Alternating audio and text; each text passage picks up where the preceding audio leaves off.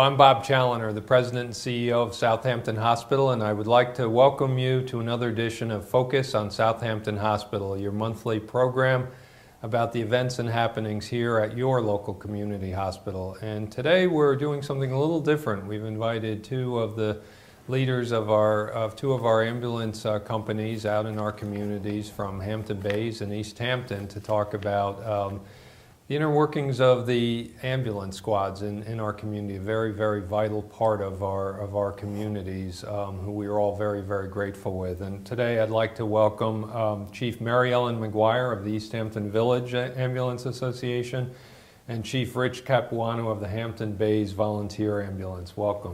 Thank you. Thanks for having us. And the first thing I want to talk about, first I want to say thank you. I don't think many people realize that this is virtually an all-volunteer operation that we have going, and the ambulance is being staffed and run and organized, and it's really a life calling that you all have taken on. And tell me a little bit about yourselves, and I'll start off with you, Mary Ellen. How did you end up as an ambulance? You an EMT or I'm an EMT. EMT? I'm an Okay, EMT. Maybe we'll describe the differences too and the different levels Sure. for people. How did I start? I started in this because volunteering has always been a part of my life. Okay. And then I went through I have 5 children, so I've taken a lot of trips in ambulances. I bet Way you- before I even thought of being, I didn't have time to be a volunteer. I was in the that back. was your on-the-job training, That was right? my With all on-the-job the training. children? So when I got to the point where I did a lot of community service, I ran a lot of things for different churches, and then I said, there's got to be something I can do better. Right. And a friend of mine said, how about the ambulance? And I said, actually, if someone got sick or threw up, it wouldn't faze me. Right. So you're right, this is probably where I should be. Right. And so then I joined and went to EMT class, and I guess the rest is history. How long now are you volunteering? Like 9 years. 9 years, wow. And you became chief, you told me? I became assistant chief 6 years ago, and this is my last year as chief. Last year's chief. Yeah, okay. 3 years as assistant, 3 years. But you'll continue on, obviously? Oh, absolutely. I'm trying to figure out what's next. Great, Yeah. good, excellent. So, and Rich, how about you? How'd you end up doing this? Well, my career in EMS started about over 24 years ago. Wow. We used to have a home in the Poconos in Pennsylvania, Okay. and I saw these guys going out all times of the night and working real hard helping other people, and I knew they didn't get paid either. Right. I went down one day and asked them what it was all about, and they convinced me to say, listen, just take an EMT course and you come out here and then you can practice. Well, that was the beginning of the end for me, and after the course there I got involved with teaching, and I was teaching in both Pennsylvania and New York at the same time. Then we moved out east here and in Hampton Bays, and member for a number of years. Like I said, I've been about 12 or 13 years here in Hampton Bays. Okay. Right now. And chief, I was a first assistant chief for 3 years, Okay. and then I just became chief this year. Okay. Let's talk a little bit about the makeup of your squads. And I know in some of the squads there are some paid staff, but primarily volunteer. And maybe we'll just talk a little bit about that and start out in East Hampton. How many? We have 49. Folks? We have 49 members. 49. We have about 39 of them. 34 of them are EMTs. Okay. We have 4 CCs, which is the next level up. The EMT, advanced care, and then we have 1 paramedic, Okay. and one of our members is actually in school to become to have 2 paramedics. 2 paramedics. Yeah. Okay. We're 100% volunteer right now. You are. Right. We are, and we have night squads to cover from 8 o'clock at night till or 10 o'clock, 8 o'clock at night until 6 o'clock in the morning, and then we now started day squads. So that if the first call goes out, we have a driver and an EMT that are ready to go out. Right. So we're trying to organize ourselves more than have it, a free-for-all. Right. Excellent. Excellent. Get better care. And how about in Hampton Bays? Just tell me a little bit about the makeup of the squad there. Well, we just went with staff paramedics 24 hours a day, Okay. and it's been an extremely successful program. We've been doing it for a number of years now, and the rest are volunteers. We have about I'd say about 18 EMTs. We have 3 critical cares, and we have about 4 paramedic volunteers right now, or 5, that are on a volunteer basis. Wow. So, The levels that we're talking about, most people don't know. Can you walk me through the various levels and of the folks that are involved with the ambulances? you want to start? Start? Yeah, you start. Sure. Okay, well, in our ambulance corps, to join, you have to sign up for an EMT class, Okay. which starts in September and ends in March. It's quite a commitment. It's 2 nights a week. There's some Sundays. How many nights a week? 2 nights? 2 nights a week, Right. Tuesdays and Thursdays. Sundays, like you have to ride the ambulance a certain amount of time. You have hospital time. It's quite a commitment. It's an incredible journey, but it is quite a commitment. And at what period of time? How long is that training? It starts in September and ends in March, and then it Okay, ends wow. with a state exam. Okay, 2 wow. exams. One's a practical exam, and if you pass that, you can then take the written. If you don't pass that, you can't. Okay. Now, an EMT, what level of care can they actually provide? And the EMTs are actually the folks driving the ambulance as well? No, that's a whole nother. Okay. You can't Right. drive. That's another Okay. little thing that Right. they can do. We can just provide emergency medical care Okay. and stabilize the person as best we can until we get them to the next level of care. Okay. We don't do Okay. medications. No medications? Only, Okay. only certain medications are in our protocol. I shouldn't say we don't. We do aspirin. We do albuterol. There are different medications that we can do, but as Okay. far as IVs and all of that, that goes to the next level of care. Okay. That's your EMTCC. Okay, and then EMT, what's the training, I guess, for that then? For the- I mean, For for the the next CC. level. The next level up, Yeah. they'll get into medications, Okay. particularly cardiac related, and now we have them, since we do have pain medications that we carry on our ambulances now, they're trained in that administration too, with Okay. dialogue with medical control. Okay. So, it's a huge responsibility. It's a considerable number more hours, Right. where the EMT course is about 140. The CC is about double that. I don't remember exactly how many, but Well, it's, yeah, roughly double that. and the CC is a paramedic or? No, it's an EMT, a critical care EMT. Okay. It's an advanced level EMT, between the Right. EMT and the paramedic level. Okay. And then a paramedic, I guess, is the ultimate training? and that's Yeah, it's basically and there are different levels there within too, with different types of training. The paramedics out east here are, you basically have to give up a year of your life to train for this. Really?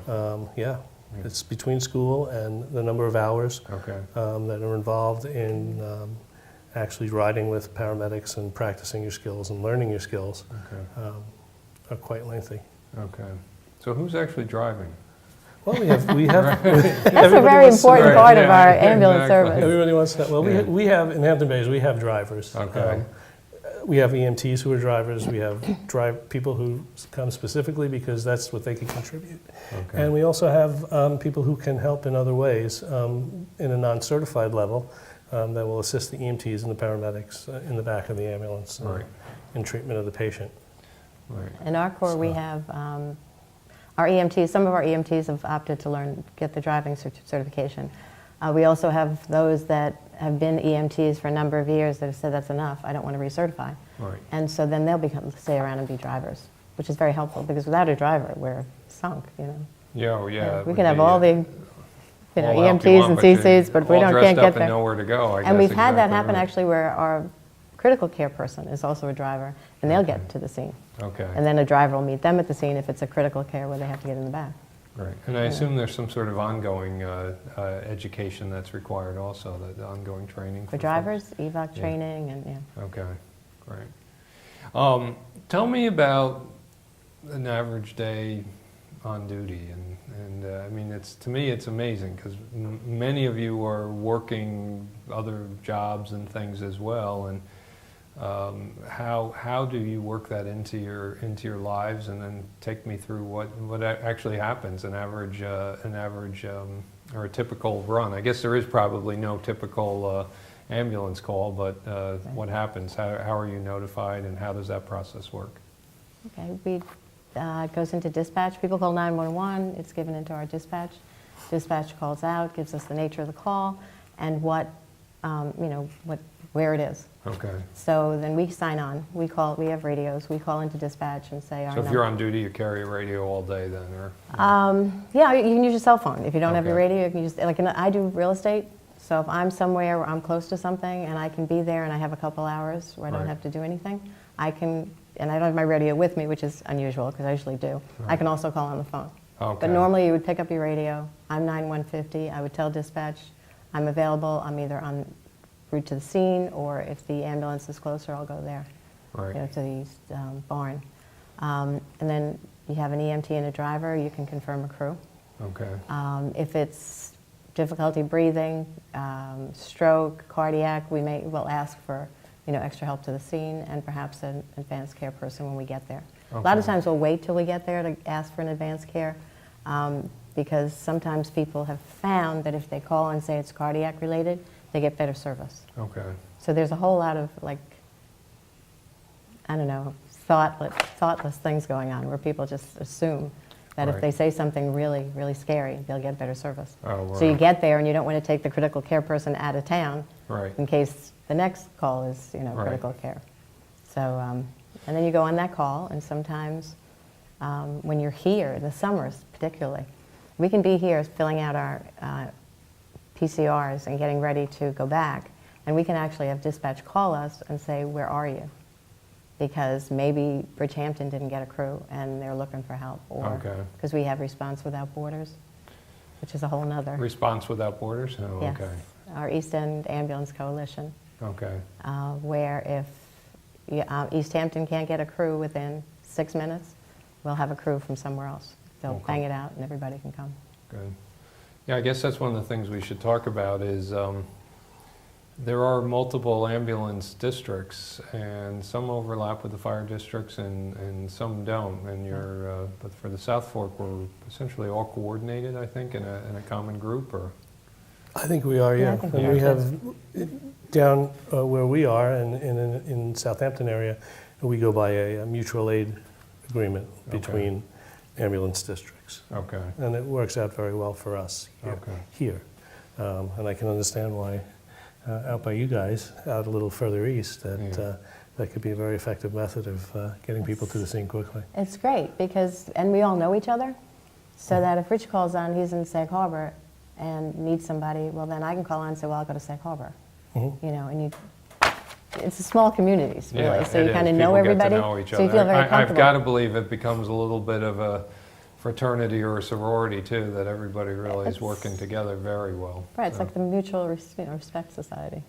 And the 911, the dispatch system, though, how does that work? That really spans all of the areas and all of the districts? Well, in ours, it spans everybody but Bridgehampton. Okay, So it's Montauk, Amagansett, Springs, us, Sag Harbor.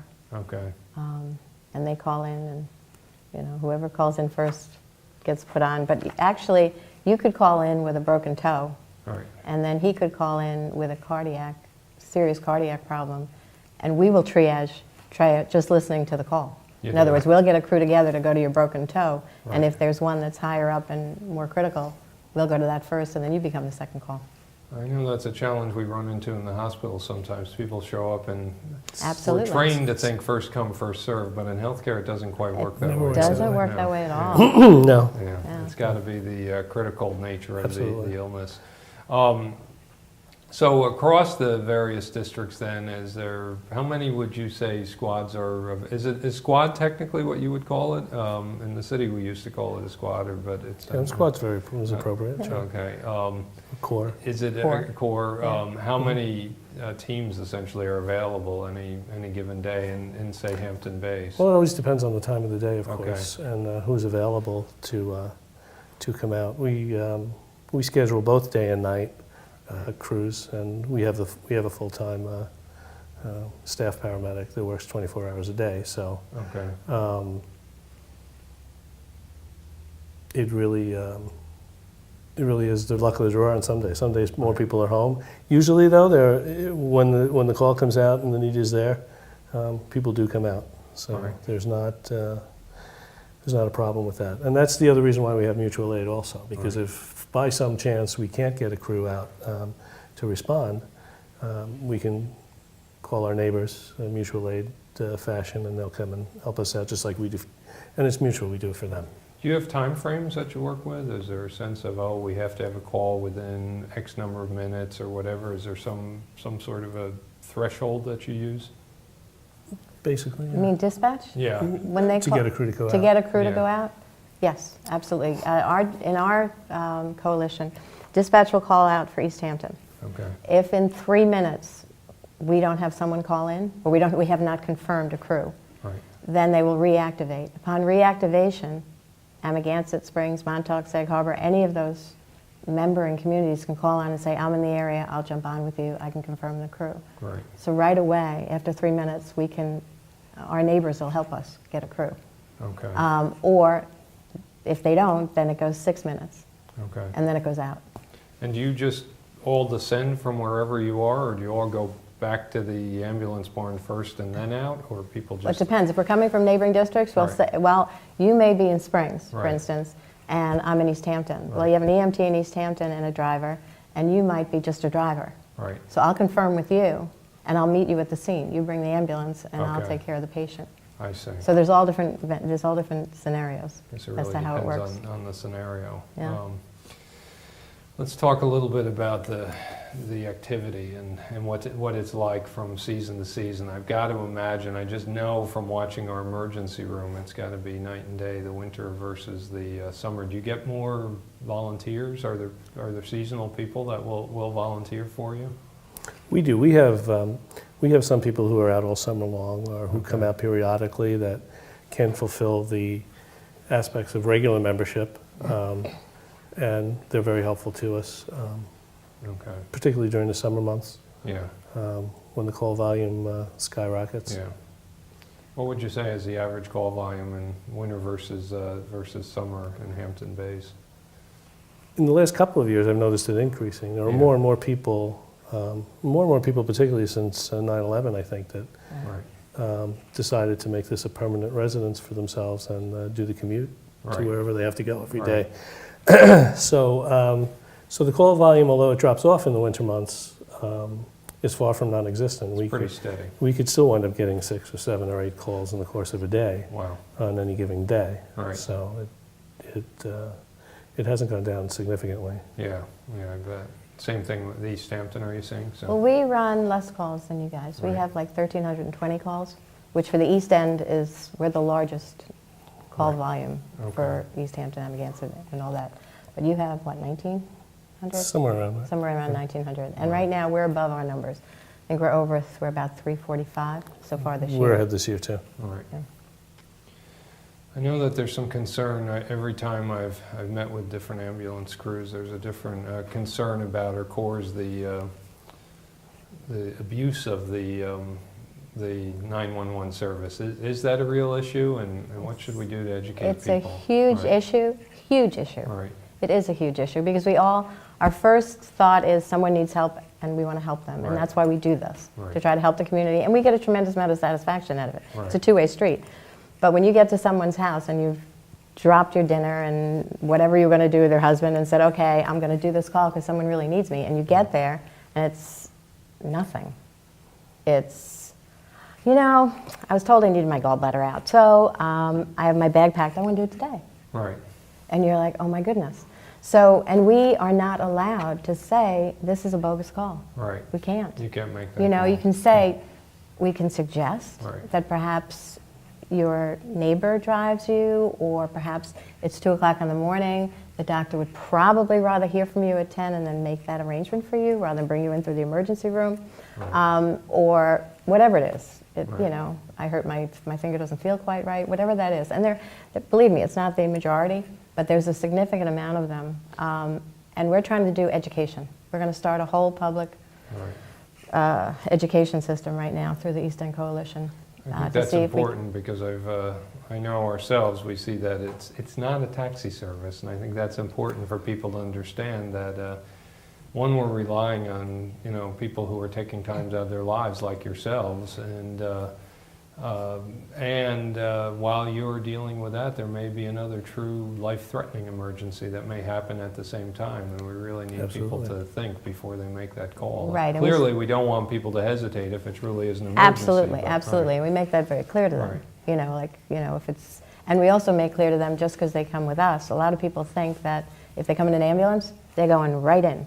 Right. And they're going to get cared for first because they came in an ambulance. Right, So we educate them on that too. right, Because once again, when we call up and tell the ER that we're coming, right, we tell them what they're coming with. right. And they say, are they triageable? And we say, absolutely. That's right. Because they're also inundated. Right.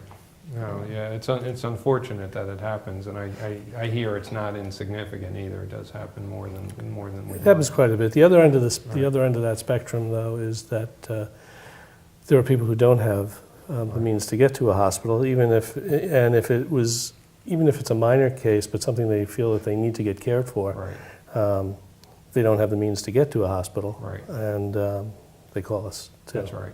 So, and it puts us in the same situation. Right. It's also important that when they call, as we discussed earlier, that they're telling us what's going on and not saying something that's worse so we go there quicker, Right. only to find that we've dedicated additional resources to something we didn't need to do that and put somebody else in jeopardy or at risk. That's right. I always worry about the boy who cried wolf syndrome. Exactly. You're not allowed to do that. You have to respond as if every situation truly is the wolf, but Yes. it must be. It's difficult. I think it's probably difficult for the volunteers also to especially in the middle of. I know if somebody woke me up in the middle of the night and I came out for a call that wasn't a real call, I'd probably not be the happiest person in the world. So. It's not only that. I mean, we'll get pulled from a meal with our family or some exactly. family time that's important to us because most people are working one or two jobs Yeah, exactly. in their lives and they don't spend a lot of time at home. It's important to That's try right. to get some of that time in, and our families are wonderful for supporting us in Absolutely. the things we do. But Does it become a family kind of affair? I mean, do any of you, did you start to pull in your friends and relatives? I bet they're a big source of recruitment for you, so. You're right. I think so. I think my husband years ago was an Yeah. advanced care provider, and then he was a fireman, and now he cheers me on. Right, You know, my son was an ambulance. He was in the EMT, and now he's a fireman over in Sag Wow. Harbor. So yeah, and we'll talk things back and forth. One of my daughters wants to do it because she's got too many other things going on. right, One of my kids is out in California and said, "How do you start a volunteer ambulance? wow, I think we should start one out here." right. Because it's very expensive for people to get help. Yeah, it is. And he's 31, he understands every nickel, Right. And he's never calling an ambulance because he knows he'll get charged for it. That's right. So he would rather be part of the solution than the problem. That's right. Yeah. I think that's important too for people to know. This is essentially a free service. I mean, there is some money that's supported for the equipment and things, but the people by and large that are staffing it, the real expertise is all volunteer labor, and that's another reason why I think we should respect it and not make those unnecessary calls. So let's talk about volunteers. This is a big challenge, recruiting volunteers, in anything, but I can't think of a more needed service, and if anyone is going to volunteer for anything, I think getting involved with the ambulance is really important. Any requirements, age limits, physical fitness issues, or what do you need to look Probably for all in the a above, volunteer? right? You have to be Yeah. able to lift 100 pounds. Okay, You have to be 18. You have, at least 18. at least least 18. 18. yeah. Okay, you have to be able to hear, okay, for the stethoscope. The different things that we do, right, you'd have to be able to do them. okay, And of course, when you take somebody and put them on a stretcher and have to put them into right. that's a whole other issue. Yeah, exactly. Yeah, so you have to be kind of strong. Any upper age limits, or No. No, as long as someone's able to lift and move and. Oh yeah, we love the volunteer, the retired people. We'd love to get more. Oh yeah. Yeah. Absolutely. It's a huge part of Do the you need community. any kind of previous healthcare experience, or your volunteers come from all walks of life? We have all walks of life. We have Absolutely. students, we Yeah. have nurses, Absolutely. we have teachers, we have house watchers, we have bus drivers, we Right. have, Anyway, It's more of a calling or a vocation than it is. It sure sounds like it. than, Yeah, it sounds, I mean, I can't imagine anything more fulfilling. I mean, I bet the adrenaline is flowing a little bit after you've been on a few of these calls, so. depending on the Yeah. call. Depending yeah. on the call, some will keep you up at night. Mhm. You wonder how they did, and we'll get a hold of Katrin. Right. I mean, you have Yeah. great staff. And You know, we just they're wonderful we just group, yeah. email, That's terrific. we email Katrin and say, you know what, Yeah. we're worried about this one. How'd they do? Yeah. Or do you think we did the right thing? You Yeah. know, yeah. Well, they have I know they can't say enough good things about all of you out in the community because we're in the institution. We really depend on you to be out there and work with people in the community. Any situations that are really, I bet there must be a few periodically a little scary in terms of either the condition of the patient or any safety issues to worry about, or how much of a concern is that for the volunteers? We concern ourselves with those things on every Yeah. call. It's Okay. more like a be prepared kind of a thing, Right. the Boy Scout Yeah. saying. You have to be prepared on every call you go in because you don't know what you're encountering. And Right. while 99.9% of the calls are mundane to homes and things like that, the other part of that, and dangerous situations involving motor vehicles and fire scenes and Right. and possible violent scenes. So you have to kind of be on your toes all the time. It's not something that you could ever let your guard down, Yeah, I bet. especially today. Do EMTs drink a lot of coffee? It's I- amazing to me They how do. when there's an accident, it's like magic the way you appear on the scene and how active everybody is and how energized everybody is. It's just, it must take a certain kind of personality, I think, to It does. to It be that definitely way. does. So, yeah. Definitely does. Like Um, last year, we've done an awful lot of responding to things and helping people, and Yeah. even fatalities. Right. And we're really good at all of those, at helping the survivors and whatever. But we had a situation where part of the family came on the scene after the fact, and we're used to making it better, Right. and we couldn't make it better. Oh, That was boy. really hard. Yeah, But I Suffolk bet that County was hard. has help. You can call in. People Right. come and work you through all that. Mhm. And some of those things are hard. Like last year was really hard for us as far as fatalities. Yeah, last year was a rough summer. I It was a rough remember summer. that as well. Yeah, There it were was. some very, very difficult issues. National Emergency Medical Professionals Week is coming up on May 19 and to 25. How are you each going to support that or celebrate that, I would say, in your course? We always celebrate it by buying new shirts for everybody, or Right. putting little things in their mailbox, or Right. just letting them know they're important. And then we put your sign up for your breakfast Great, great. to make sure that We do basically the same thing in Same. Hampton Bays. And the nice thing about it is that all these things that happen in our lives with all of the chaos and everything else, a lot of the times EMS has got virtually unnoticed. And it's a very important aspect, and it's nice to bring that recognition forward and to show our volunteers in particular how important they are to the community and what an incredible job they're all doing. I know we'll be celebrating with a big breakfast. I always look forward to that. So hopefully all of the volunteers Sounds will good. come over Yeah. and join us. And we're just about out of time, but there's just 2 points I'd like to make. One is there anything while people are waiting for an ambulance to show up or the EMTs to show up that they can do? Any good advice? we just had this conversation. Yeah. In our situation, our dispatchers are amazing. Right. They're like EMTs on the telephone, and they will walk people through whatever it is they need to be walked through. Okay. Our police department in East Hampton is incredible, and they're usually our first responders. Sometimes, like they're right behind us, or we're in our first responder vehicle, they're behind us, or they're right in front of us, and they carry oxygen, and they've all been EMT trained. So they're a huge part of what we do. Great.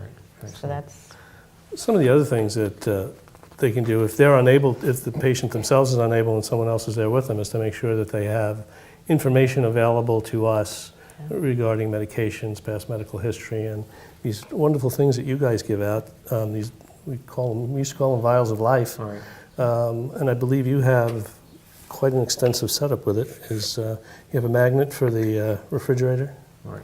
and a sticker for the door. and the vial itself, which has all of your important medical information on it, it can very easily be used by us. We'll make a copy of it at the emergency room and give it back to you so that you have it for the future and keep it up to date. Those things are vitally important. To go into a scene and not know exactly what might be happening to a person that has a history, it'll save us that much more time and give you that much more of a chance as a patient to come out of it in a better way. That's great. And these I know are available here at the hospital. Anyone can pick them up at the hospital or through the ambulance squads too. Call and we'll Yes. we'll get them to you. But we would like people to use these and keep them up to date with medication. That's Absolutely. huge, as yeah. well. We have That's our own very program important. with the File of Life. And we go to the Exactly. senior centers and the apartments and all that. Great. Well, we are out of time, unfortunately. I could talk about this all afternoon. I just can't thank the two of you and all of the ambulance corps throughout the region for the wonderful work that you do and giving of your lives the way you do. It's just you save lives every day, and that's absolutely the case. And I'd also like to make a couple of pleas to anyone that's watching. Please consider volunteering. We desperately need volunteers on the ambulance corps. The number for anyone that's interested is 1-877-932-9268. I know that number will be displayed. And also, the next time you see an ambulance, give way on the roads as well. Sometimes people forget about that. Pull to the side and let them pass. Time is critical in healthcare. And next time you see one of the ambulance volunteers out there, give them a pat on the back and say thank you. From all of us at Southampton Hospital, I'd like to thank you for watching today. I would like to thank our friends at CTV for producing the show and our friends in East Hampton at LTV for airing it in the East Hampton communities. Please feel free to call me at any time if you have any questions or need help navigating the healthcare system on the East End. I'm at 631-726-8555. Good health, everyone.